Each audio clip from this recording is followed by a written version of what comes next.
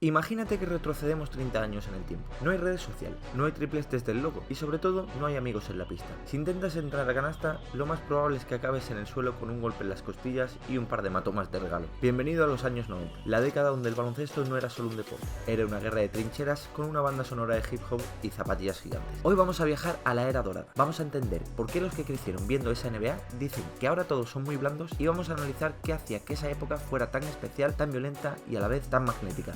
Los cordones de vuestras Jordan, que nos vamos a la década de los 90. Un juego de contacto. Lo primero que tienes que entender si no viviste la NBA de los 90 es que las reglas eran, digamos, sugerencias. Hoy en día, si un defensor le sopla en la oreja a una estrella, pitan falta personal. En 1994 existía algo llamado el handshaking. Básicamente, el defensor podía ponerte la mano en la cadera o en el pecho para frenar tu avance. Era legal, pero no solo era eso. Estaban las faltas de mensaje. Si eres un base bajito y se te ocurría intentar una bandeja contra los Knicks de Pat Riley o los Pistons de finales de los 80 que aún daban guerra, te iban a tumbar. No buscaban el tapón, buscaban que te lo pensaras dos veces antes de volver a entrar en su zona. Los árbitros permitían una intensidad física que hoy mandaría a medio equipo a la calle en el primer cuarto. Era un baloncesto de hombres grandes, de codazos en el poste bajo y de defensas que eran auténticas cárceles. El reinado absoluto de su majestad. No podemos hablar de los 90 sin hablar del hombre que se adueñó de la década, Michael Jordan. Tras años de chocar contra el muro de Detroit, los Bulls de Jordan finalmente rompieron el cascarón en 1991 y a partir de ahí la liga tuvo un dueño. Lo de Jordan en los 90 no fue solo dominio deportivo, fue una tiranía cultural. Ganó 6 anillos en 6 finales completas. Si no se hubiera ido a jugar al béisbol un par de años por el asesinato de su padre, muchos creen que habrían sido 8 seguidos. Jordan no solo jugaba mejor que tú, Jordan te destruía psicológicamente. Usaba el trash talking para sacarte del partido y luego te clavaba un tiro en la cara. Pero lo más increíble es la lista de víctimas que dejó por el camino. Los 90 fueron la década de las leyendas sin anillo por culpa de Michael. Charles Barkley, Karl Malone, John Stockton, Patrick Ewing, Reggie Miller, todos ellos son miembros del Salón de la Fama. Todos ellos fueron de los mejores de la historia y todos ellos se retiraron con las manos vacías porque compartieron época con el número 23. La NBA de los 90 era una fila de gigantes esperando su turno para ser derrotados por el rey. El estilo, baggy pants y zapatillas icónicas. Pero la NBA de los 90 no era solo lo que pasaba en la pista, era cómo se veía. Fue la década en la que el baloncesto se fusionó definitivamente con la cultura callejera y el rap. ¿Os acordáis de los pantalones cortos que parecían ropa interior de los años 80? Jordan los cambió. Él empezó a usarlos más largos porque se sentía más cómodo. Y de repente todos los niños del mundo querían pantalones que le llegaran a las rodillas. Fue la era de los diseños arriesgados. Los Raptors con el dinosaurio gigante, los Suns con el sol llameante, los Magic de Shaq y Penny con las rayas verticales. Las camisetas de los 90 tenían una personalidad que hoy, con tanto diseño minimalista, a veces echamos de menos. Y luego estaban las zapatillas. Antes, las botas de baloncesto eran blancas o negras. En los 90 estalló la guerra de las marcas. Nike, Reebok con sus Pump,